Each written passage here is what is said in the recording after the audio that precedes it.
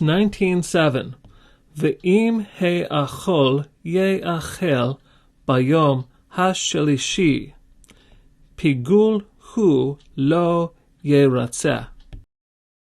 In this context, there's been two verses in a row that have spoken about what is acceptable for a well-being offering, and this verse continues with defining the acceptableness of a well-being offering.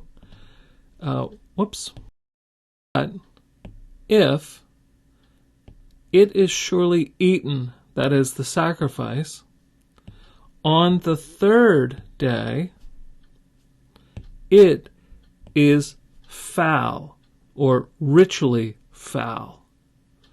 It is not acceptable. He'achol ye'achel. Now, when we have two of the same roots back to back, we usually consider the first one an infinitive absolute. That's what we have here. We notice the front.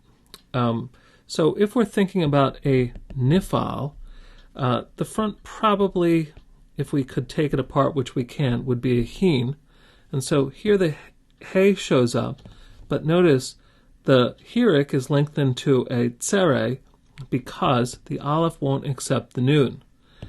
Then ye'achel, this is also a nifal, imperfect in this case, the finite verb that goes with the infinitive absolute, 3ms.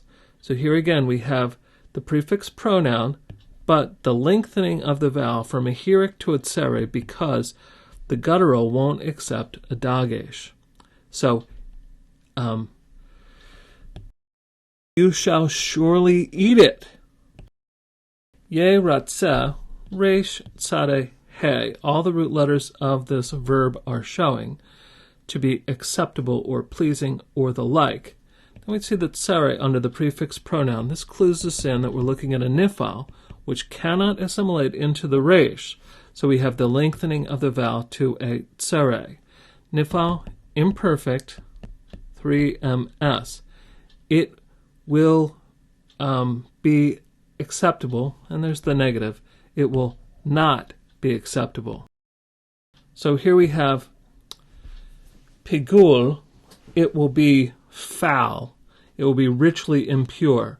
So this is a very strong word, and sort of the idea then is because Israel has to do their well-being sacrifices for eating of any domestic animals that they want to prepare for food, if they eat it on the third day, it's a strong ritual impurity. And this is the point then when it says the people are holy, that because they have to do their domestic butchering at the tabernacle, they have to be holy. The laity become almost like quasi-priests who could contaminate the tabernacle. So the burden of holiness shifts onto the people in the wilderness because they have to prepare their food at the tabernacle.